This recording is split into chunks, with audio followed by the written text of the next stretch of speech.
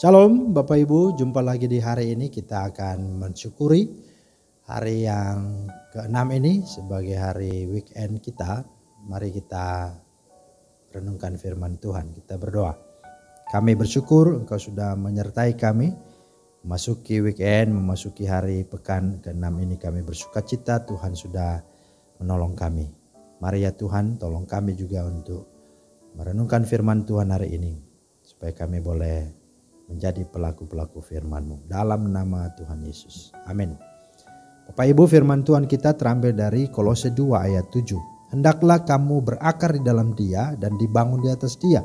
Hendaklah kamu bertambah teguh dalam iman yang telah diajarkan kepadamu, dan hendaklah hatimu melimpah dengan syukur. Itulah firman Tuhan yang menjadi dasar renungan kita hari ini. Tema kita adalah tidak tergantikan, tidak tergantikan. Nah saudara, era atau zaman di mana kita hidup saat ini dan bahkan generasi selanjutnya yang akan hidup nantinya, itu disebut sebagai disruption digitalism era, atau disebut dengan era yang berubah, ya, era yang mengalami pergantian, di mana banyak bermunculan inovasi yang tidak terlihat, tidak disadari oleh organisasi, instansi, perusahaan atau lembaga yang telah mapan, sehingga mengganggu jalannya tatanan sistem lama yang ada di dalamnya dan berpotensi menghancurkan sistem lama tersebut. Dengan kata lain, era yang akan tergantikan dan saat ini sudah sangat terasa dan berdampak. Tergantikan dalam hal apa? Di antaranya peran manusia. Peran kita sudah mulai tergantikan, ya, mencuci, memasak, mengepel, ya. Itu sudah dengan alat yang tentu, ya, memakai mesin, ya. Belum lagi berbelanja, tidak lagi harus ke pasar, ya, cukup GoSend, GoFood, ya, Grab, ya, dan lain-lain. Kemudian pekerjaan, tidak harus pergi ke kantor dan tidak harus juga punya kantor, di rumah saja bisa. Tidak juga terlalu butuh ijazah formal. Yang penting menguasai IT, digital, media sosial, itu sudah cukup mumpuni. Itu sebabnya ada ungkapan yang berkata ijazah itu ada hanya untuk menunjukkan bahwa Anda itu pernah sekolah dan bukan pernah berpikir, dan bukan berarti punya skill, kan begitu. Ya, tapi ijazah penting, ya. Kemudian sosial kita, ya, kita juga akan terganti. Sebagian besar pasti akan punya grup di medsos, walau tidak bertemu langsung, walau tidak bertatap muka. Yang dekat jadi jauh, yang jauh jadi dekat. Belum lagi perilaku transaksi, ada e-toll, ada e-budgeting, e-money, e-market, e-fashion, dan lain sebagainya.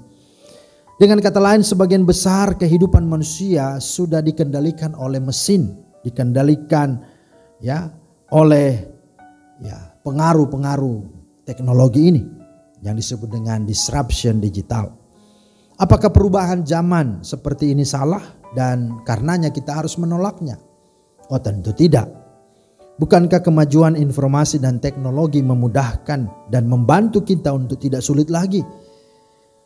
Namun tentu semua itu, ya, harus betul-betul, ya, kita gunakan, kita hidupi dengan benar. Kita harus bisa menjaga, harus mengendalikannya. Namun yang harus sungguh-sungguh kita hidupi dan kita utamakan dari segalanya itu adalah karakter kita, spiritualitas kita, yang haruslah memiliki karakter Kristus, spiritualitas ilahi. Mengapa saudara? Karena tanpa karakter Kristus, maka kita akan tergerus dan terbawa oleh arus disrupsi ini. Kita akan menjadi hamba akan segala pengaruh dan teknologi, akan segala kemajuan ini. Dan kita akan dikuasai, dikendalikan oleh era ini. Kita akan menjadi komoditas dan bukan otoritas. Nah, bagaimana kita menyikapi fenomena zaman atau era seperti ini? Nah, firman Tuhan dalam kitab Matius 24 ayat 35 berkata, langit dan bumi akan lenyap, tetapi firman Tuhan kekal selama-lamanya. Artinya firman Tuhan berkata bahwa dunia ini memang akan berubah, bahkan akan lenyap. Artinya dengan segala kecanggihannya, dengan kemajuannya, apapun, itu akan terus berubah, bahkan akan sampai lenyap. Tetapi yang tidak berubah, yang akan tetap kokoh tegak berdiri, itulah firman Tuhan. Nah, maka itu kita yang sungguh sadar akan hal ini, mari kita dekat Tuhan, mari kita hidupi firman Tuhan, renungkan firman Tuhan, suka dan cinta akan firman Tuhan. Mari kita sungguh bertekun belajar firman Tuhan, karena firman itulah dia bukan hanya menjadikan segala yang tidak ada menjadi ada. Firman itu bukan hanya menopang segala sesuatu yang ada, tapi firman itu justru menghidupkan. Firman itu menjaga kita, membentengi kita, bahkan menuntun kita kepada kebenaran. Karena itu mari kita sungguh-sungguh pakai dan hidupi firman Tuhan itu. Karena yang bisa menjaga kehidupan kita dari seluruh era dan zaman itulah firman Tuhan. Sebagaimana Mazmur 119 ayat 9 berkata, dengan apakah seorang muda mempertahankan kelakuannya bersih, yaitu dengan menjaga sesuai firman Tuhan atau firman Kristus. Karena itu mari sukai dan hidupilah firman Tuhan. Tanamkanlah kepada generasi, kepada anak-anak kita kecintaan akan firman Tuhan. Karena itulah yang akan memperkokoh dan memperteguh, bahkan memprotek, melindungi setiap generasi-generasi atau zaman di mana dunia dengan segala apapun, di mana ada orang-orang percaya di sana, itu akan terbentengi, terlindungi karena firman Tuhan hidup dalam kehidupan mereka. Sebagaimana Kolose 2 ayat 7, bagaimana kita bisa hidupi firman Tuhan itu? Mari di sini dikatakan berakarlah di dalam Dia. Mari kita sungguh-sungguh radikal untuk belajar firman Tuhan, tekun akan firman, dan di dalam dan melalui firman kita dibangun di atas Dia. Kita semakin kokoh percaya kepada Tuhan dan kita senantiasa bertambah teguh sekalipun era ini, zaman ini begitu canggih.